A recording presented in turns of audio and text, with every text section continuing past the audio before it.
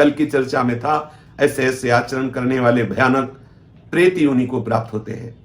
84 लाख योनियों में एक प्रेत योनि है।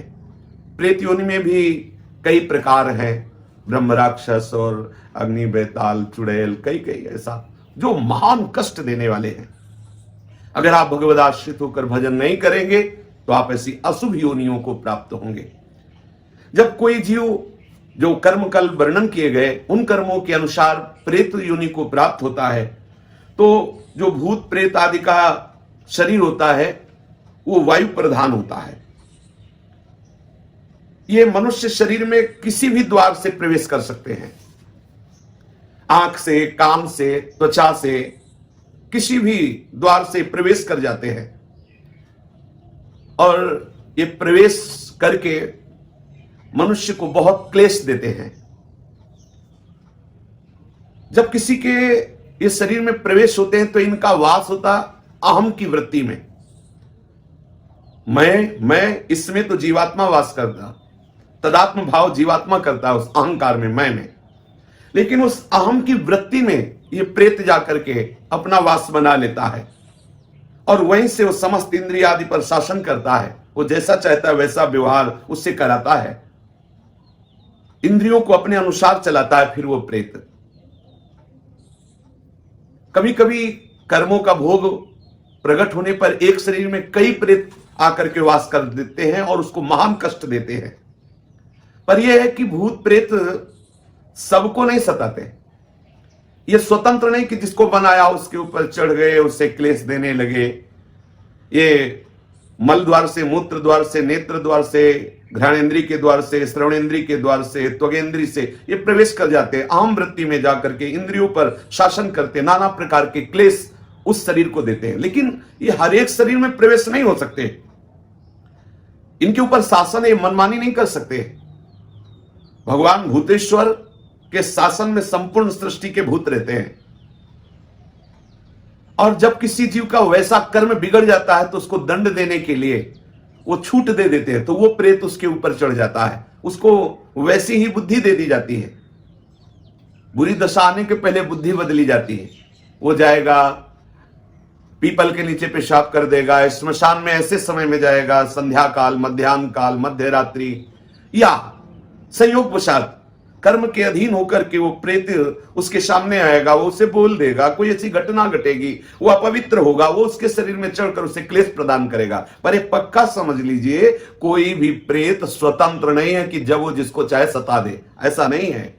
आपका जब कर्म बिगड़ेगा, आप अपवित्र होंगे और ऊपर से भूतेश्वर का इशारा होगा, तब वो भूत आकर के आपको दंड देगा। ऐसे स्वतंत्र योनि नहीं तो फिर क्या है, जब जिसको चाहे वो परेशान करे, किसी के शरीर में जाकर के खूब खाए पिए और तो बड़े आनंद का विषय, फिर उसको दंड का। भूत योनि में जो जीव जाता है जलता रहता है। यद्यपि इतने समुद्र नदी आदि हैं, वो जल नहीं पी सकता, कितने वृक्षों में फल नहीं खा सकता, कितना भोजन दुकानों में है वो एक चख नहीं सकता, खा नहीं सकता, वो भूखा प्यासा चिल्लाता रहता है। जब कोई ऐसा पापात्मा, मलिन, अपवित्र शरीरधारी और ईश्वर का इशारा होता है, उसके कर्म बिगड़े हुए जो सामने शरीरधारी आया, तो इशारे पर फिर उसके शरीर में पहुंचता है, फिर उसको जो जल आदि मिलता है उससे तृप्त होता है। मनुष्य का कोई बुरा कर्म का जो भोग आता है तभी इनका संयोग होता है। भूत प्रेत उसमें तभी प्रविष्ट हो सकते हैं। ऐसा नहीं है कि वो मनमानी किसी को भी वो सतावे, किसी को भी वो दंड दे। कर्मों का भोग जब तक बना रहता है तब तक उनके शरीर में रहते हैं। जहां कर्म भोग समाप्त हुआ, कोई ना कोई निमित्त बनेगा, उसको भागना पड़ेगा। ऐसा नहीं कि किसी शरीर में वो बहुत काल तक बराबर रह सके। यदि रह रहा है तो कोई ना कोई कर्म भोग उसका है जो उसको निपटा रहा है। भूत प्रेत कभी कभी संत महात्माओं के सामने भी देखे गए हैं। ये भूत प्रेतों का कर्म समाप्त होने का समय आता है, उनकी योनि समाप्त होने का समय आता है, तब वो संतों के समीप जाते हैं। जो भजनानंदी, भगवत प्राप्त महात्मा या भगवत प्राप्ति की प्रबल लालसा वाले संत जन है, इनके दर्शन से, इनके संभाषण से, उनके सानिध्य में आने से उसके सारे कर्म जो प्रेत योनि बनाने के हेतु हुए थे वो सब नष्ट हो जाते हैं और वो मुक्त हो जाता है प्रेत योनि से। इसीलिए संतों के सामने जाते हैं। ऐसी अशुभ योनियां तुम्हें कभी सताए ना, इसके लिए बहुत सुंदर उपाय है। शास्त्र वेत्ता महापुरुष कहते हैं कि पहली बात तो जैसे वृक्षों में है, कोई कील गड़ी हो, तो यदि आप भगवत शरणागत हैं, गले में कंठी है, तिलक लगाए हुए हैं, नाम जप कर रहे हैं, तो अगर उस वृक्ष से कील उखाड़ेंगे तो वो आपके ऊपर कोई आक्रमण प्रेत योनि नहीं करेगी। हो सकता है वो कील किसी ने प्रेत को वहां अभिमंत्रित करके कील दिया हो और आपने से खिलवाड़ में कील निकाल दिया, संयोग आपका कर्म संयोग बना, तो वो फिर आपके ऊपर। या कोई बोतल जैसे है वो जमीन में गड़ी हुई है, उसमें प्रेत आत्मा को कील दिया गया किसी तांत्रिक ने, वो आपके द्वारा निकाली गई या फोड़ी गई तो आपके ऊपर हावी हो जाएगा। ऐसा होने पर भी यदि आप गले में कंठी धारण किए हैं, नाम जप कर रहे हैं, तो ये भयानक प्रेत योनि आपका स्पर्श नहीं कर सकती, प्रकट भले हो जाए, उसकी इतनी सामर्थ्य नहीं कि वो आपका स्पर्श कर सके। प्रेत योनि तभी आक्रमण करती जब आप अपवित्र होंगे, मुंह जूठा होगा, आप अपवित्र होंगे, आप भगवत विस्मरण किए होंगे, गले में कंठी नहीं होगी, आप भगवत आश्रित नहीं, तभी ऐसा होता है। एक प्रातःकालीन बेला पर घूमने गए थे तो एक भयानक प्रेत प्रकट हुआ, तो घबरा गए, गिर गए। प्रेत ने उनका स्पर्श नहीं किया, थोड़ी देर खड़ा रहा, वो उनसे कुछ बोले नहीं और चल पड़े। प्रेत ने रोका भी नहीं, क्योंकि उनके गले में वो आकर के फिर संतों से मिले, बातचीत की कि ऐसा, तो वो कोई भय प्रदान नहीं किया, अपने आप भय करके गिर गए, उसने स्पर्श भी नहीं किया, उसकी हिम्मत भी नहीं थी बोल दे। उन संतों ने बताया कि गले में तुम कंठी पहने थे, कुछ नियम भजन का करते थे, इसलिए किसी की ताकत नहीं कि तुम्हें छू सके। भगवान नाम में, भजन में बड़ी सामर्थ्य है। यदि किसी को ऐसा लग रहा हो कि उसे प्रेत बाधा सता रही है, प्रेत बाधा क्लेश दे रही है किसी को भी, तो एक बहुत सहज उपाय है, हमारे शास्त्रवेत्ता महापुरुषों ने वर्णन किया है।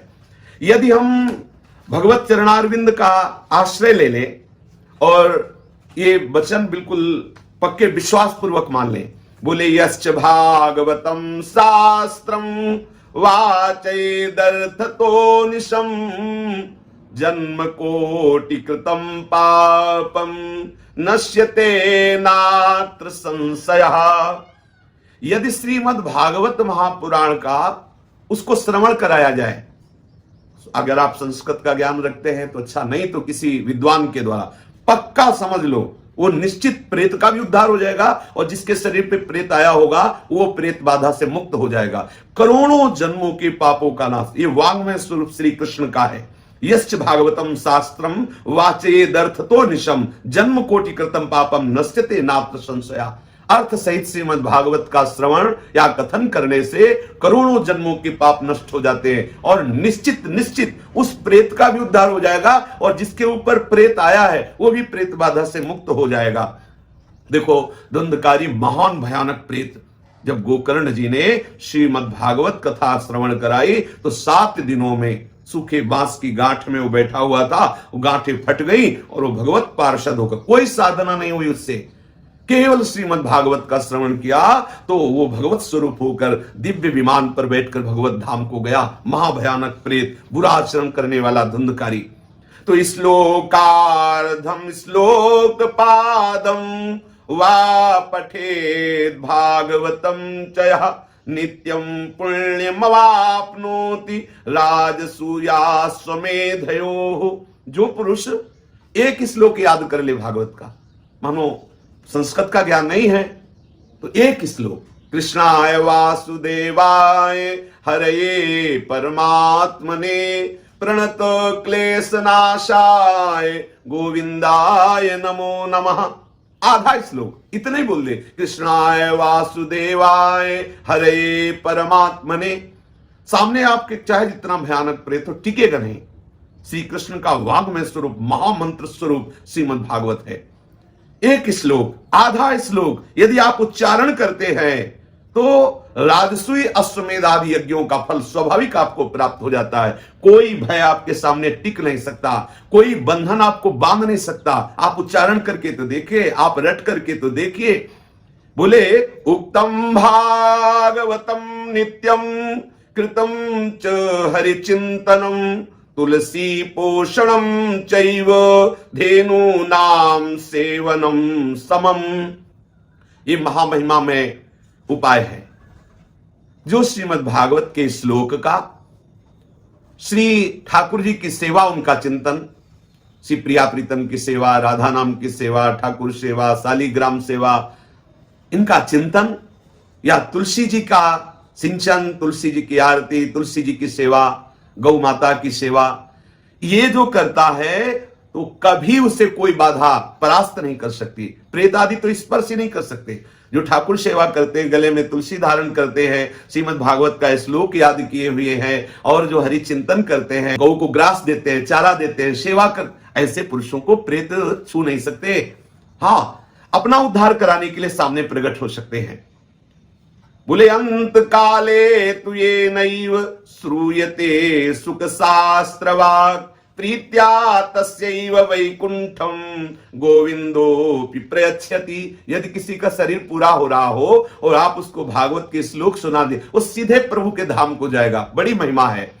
गोपाल सहस्त्र नाम, विष्णु सहस्त्र नाम, हनुमान चालीसा, श्रीमद् भागवत के श्लोक, भगवान नाम कीर्तन, ये महामहिमामय साधन है। कोई भी भूत प्रेत पिशाच ब्रह्म राक्षस ये आपका स्पर्श नहीं कर सकते यदि तुलसी धारण किए हो। गोपाल शास्त्र नाम याद है आपको, विष्णु शास्त्र नाम याद है आपको, श्रीमद् भागवत के कुछ श्लोक याद है आपको, तुलसी सेवा करते हैं, शालिग्राम सेवा करते हैं, ठाकुर सेवा करते हैं, हरिचरणामृत पीते हैं, गंगा जल पीते हैं, यमुना जल आचमन करते हैं, पवित्र रहते हैं, किसी की भी ताकत नहीं है। भगवान नाम कीर्तन करने वाले को कोई सामर्थ्यशाली त्रिभुवन में नहीं जो परास्त कर सके। इसलिए जीवन का परम लाभ श्री हरि चरणों का आश्रय लेकर शरीर को पवित्र रखो, खूब भगवान नाम चिंतन करो, शास्त्र विहित कर्म करो, सबको सुख पहुंचाने की चेष्टा करो, तो ये जो दुर्गति है इससे बच जाओगे। ये जो महान क्लेश देने वाले घातक अशुभ विनायक है इनसे आप बच जाओगे। भगवान नाम महामहिमा में गरज रहा है, खूब नाम कीर्तन करो, प्रभु के आश्रित रहो, यही जीवन का परम आनंद है। श्री राधा वल्लभ लाल की जय।